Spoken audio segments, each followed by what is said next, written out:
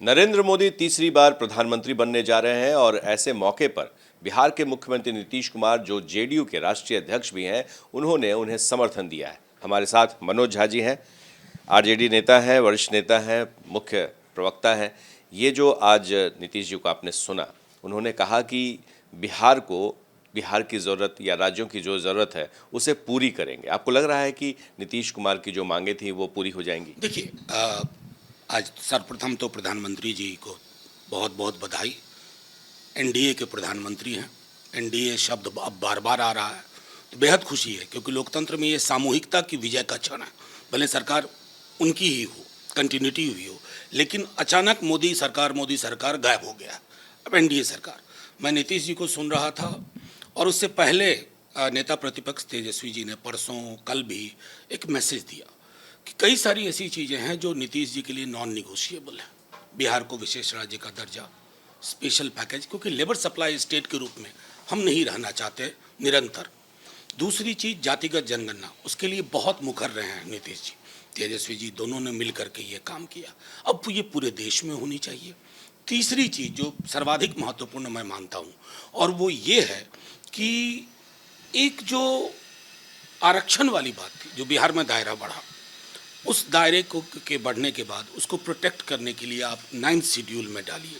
इसके अलावा बहुत सारी चीज़ें हैं जो मैं समझ। आपको लग रहा है कि ये तीनों चीज़ मनवाने में नीतीश कुमार कामयाब हो पाएंगे? देखिए, ये कोalition अद्भुत किस्म का है। कई वर्षों बाद मेरा हमेशा मानना रहा है कि कोalition गवर्नमेंट क्षेत्रीय आकांक्षाओं को बेहतर पूरा करती है, और ये कई वर्षों बाद चुकी हुआ है। तो चाहे चंद्रा बाबू हों या नीतीश जी हों, इनकी राजनीति में कुछ चीज़ें नॉन निगोशिएबल हैं।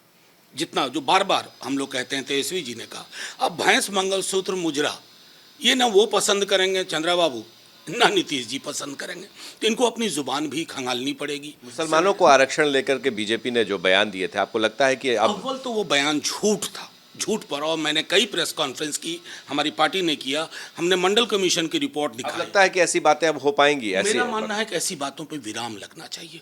देश में जहर घोल करके, आग लगा करके आप 10 वर्षों में क्या हासिल किया? नहीं, क्योंकि आप ये सवाल इसलिए हो रहा था मनोज झा जी, क्योंकि पिछली बार जब नीतीश कुमार, समता पार्टी जब उनकी पार्टी थी और जब वो एनडीए अलायंस जब बना था, तो उस समय में कुछ ऐसे विवादित मुद्दे थे जिनको कि कॉमन मिनिमम प्रोग्राम से अलग रखा गया था।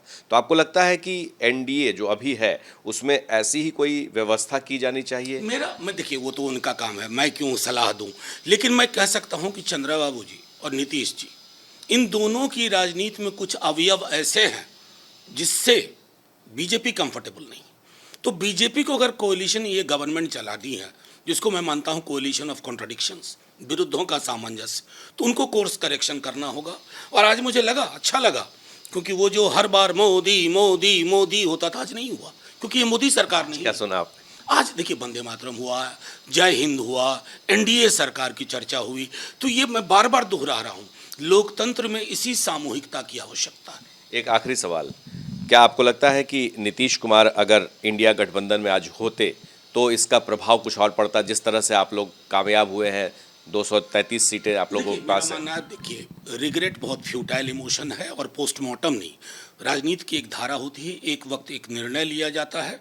उन्होंने वो निर्णय लिया विलग होने का, लेकिन अभी मैं समझता हूँ कि ये हनीमून पीरियड है इस सरकार का, और जब हनीमून पीरियड होता है ना, तो आप उसमें तलाक के लक्षण तुरंत नहीं ढूंढते। तो उस तलाक का इंतजार है। अब जाहिर है कि मैं ये क्यों कहूँ, तलाक का इंतजार है, लेकिन ये शादी चले, वो देखिए। मनोज झा जी, 2-3 बातें, क्या नीतीश कुमार अपनी शर्तों को मनवाने में कामयाब होंगे? हमारे सहयोगी विशाल के साथ प्रकाश कुमार, एबीपी न्यूज़, दिल्ली।